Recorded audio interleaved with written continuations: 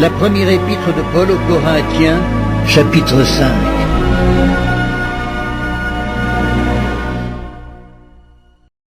On entend dire généralement qu'il y a parmi vous de l'impudicité, et une impudicité telle qu'elle ne se rencontre pas même chez les païens.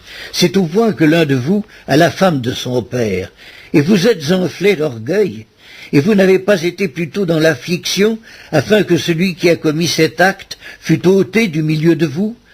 Pour moi, absent de corps, mais présent d'esprit, j'ai déjà jugé, comme si j'étais présent, celui qui a commis un tel acte. Au nom du Seigneur Jésus, vous et mon esprit étant assemblés avec la puissance de notre Seigneur Jésus, qu'un tel homme soit livré à Satan pour la destruction de la chair, afin que l'esprit soit sauvé au jour du Seigneur Jésus. C'est bien à tort que vous vous glorifiez.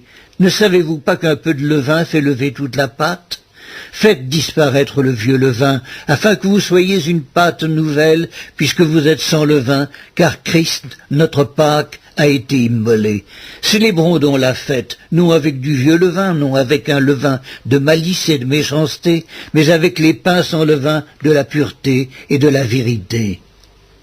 Je vous ai écrit dans ma lettre de ne pas avoir des relations avec les impudiques, non pas d'une manière absolue avec les impudiques de ce monde, ou avec les cupides et les ravisseurs, ou avec les idolâtres, autrement il vous faudrait sortir du monde. Maintenant, ce que je vous ai écrit, c'est de ne pas avoir des relations avec quelqu'un qui, se nommant frère, est impudique ou cupide, ou idolâtre, ou outrageux, ou ivrogne, ou ravisseur, de ne pas même manger avec un tel homme.